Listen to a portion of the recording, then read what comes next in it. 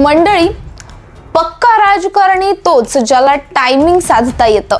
योग्य क्षणी योग्य चाल टाकण्याचं कौशल्य ज्याच्याकडे असतं तो राजकारणात यशस्वी ठरतो.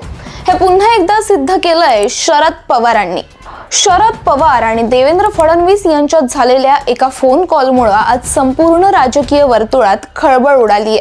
फोनवर काय चर्चा झाली, दोघांमध्ये संभाषण काय झालं आणि पवारांनी अशा निर्णायक क्षणी काय खुलासा केला.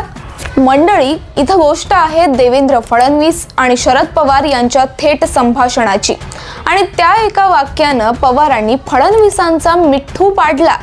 आज आपण या व्हिडिओच्या माध्यमातून जाणून घेऊयात या एका विधानातून राजकारणाला कोणता मोठा संदेश गेला. उपराष्ट्रपती पदाच्या निवडणुकीत भाजपकडून उमेदवारी दिली गेली CP राधाकृष्णन यांना आणि त्यांना पाठिंबा मिळावा म्हणून देवेंद्र फडणवीस यांनी थेट शरद पवारांना फोन लावला. त्यांनी पवारांना सांगितलं, राधाकृष्णन महाराष्ट्राशी निगडीत आहेत, तुम्ही त्यांना पाठिंबा द्या. पण पवार म्हणजे पवारच. त्यांनी कोणताही गोलमाल न करता सरळ शब्दात उत्तर दिलं, ते आमच्या विचारांचे नाहीत, आम्ही इंडिया आघाडीच्या उमेदवारालाच पाठिंबा देऊ. हा संवाद पवारांनी स्वतः जाहीर केला आणि त्यानंतर राजकीय वर्तुळात वादळ उठलं.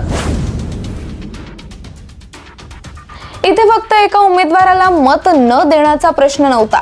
पवारांनी थेट विचारसरणी विरुद्ध सत्तेचा वापर असा मुद्दा उपस्थित केला. त्यांनी राधाकृष्णन यांच्या भूतकाळाकडे बोट दाखवलं. झारखंडचे राज्यपाल असताना मुख्यमंत्री हेमंत सोरेन यांना राजभवनातच अटक करण्यात आली होती. सोरेन यांनी विनंती केली होती, बाहेर आलो की अटक करा, पण ते ऐकण्यात आलं नाही. पवारांनी स्पष्ट शब्दात म्हटलं, हा सरळ सरळ सत्तेचा गैरवापर होता.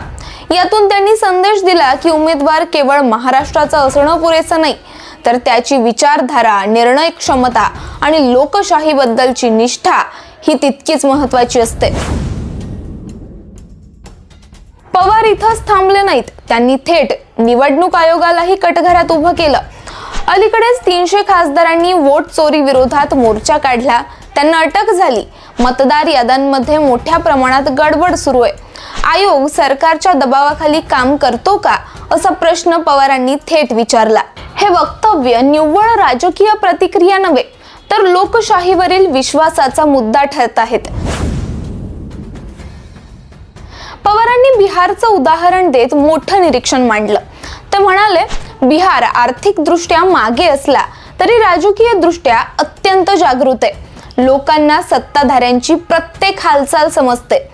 पवारांनी देवेंद्र फडणवीस यांना स्पष्ट नकार देणं म्हणजे फक्त हे विधान म्हणजे केवळ भाजपला नकार देणं नव्हे, तर विरोधक अजूनही लढाईत आहेत आणि त्यांच्याकडे अनुभव व नेतृत्व आहे हा ठाम संदेश देण्याचा प्रयत्न होता असं म्हणावं लागेल.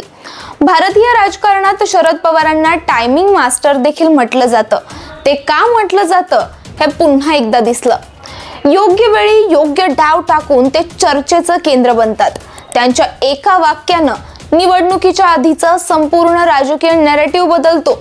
अनुभव, संयम आणि योग्य शब्दांची धार यामुळेच ते अजूनही मैदानात तितकेच प्रभावी आहेत.